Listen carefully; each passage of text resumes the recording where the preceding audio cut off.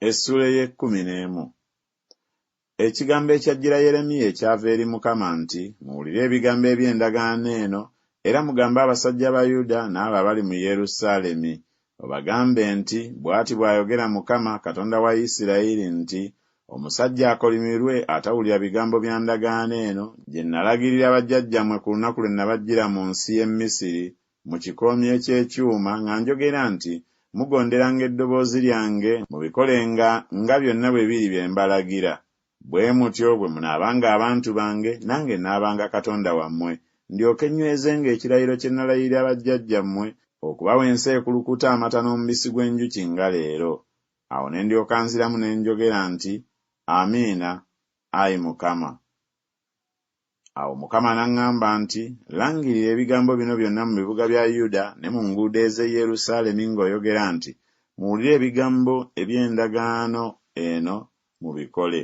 Kubanga nategeereza ddala bajjajjammwe ku lunaku kwe nabajjira mu nsi y'e Misiri ne leero, nga ngolokoka makya era nga ntegeeza, nga njogera nti, mugondere eddoboozi lyange.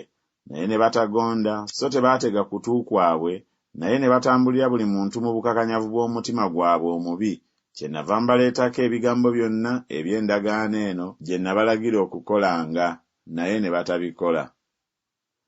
Awo Mukama n'aŋŋamba nti, okwekobaana kulabise mu basajja ba Yuda ne mu abo abali mu Yerusaalemi.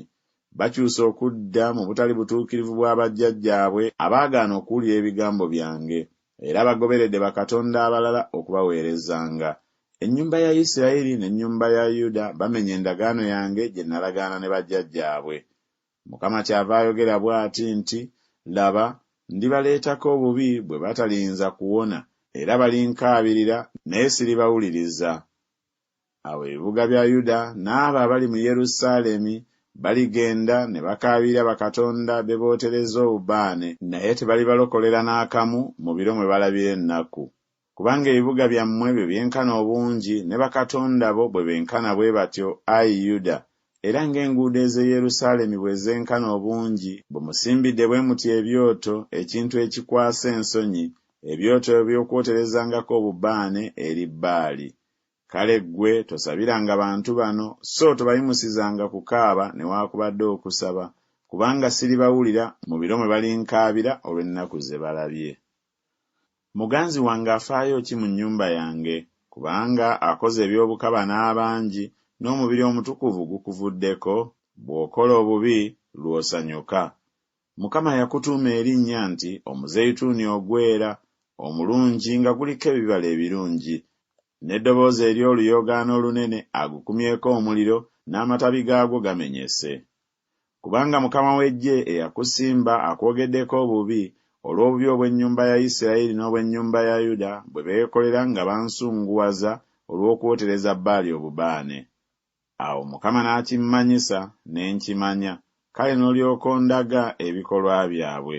Naye nali ng'omwana gw'endiga omuwombeefu ogutwalibwa okuttibwa, so saamanya nga bansalidde enkwe, nga boogera nti, tuzikirize omuti wamu n'ebibala byagwo, tumuzikirize mu nsi ey'abalamu, erinnya lye baleme okulijjukira nate. Naye, Ayi Mukama w'eggye, asala emisango egy'ensonga, akema emmeeme n'omutima, ndabe eggwanga ly'oliwalana ku bo, kubanga ggwe ntegeezezza ensonga yange. Mukama kyava ayogera bw'ati eby'abasajja aba Anasosi abanoonya obulamu bwo, nga boogera nti, tolaguliranga mu linnya lya Mukama, omukono gwaffe guleme okukutta.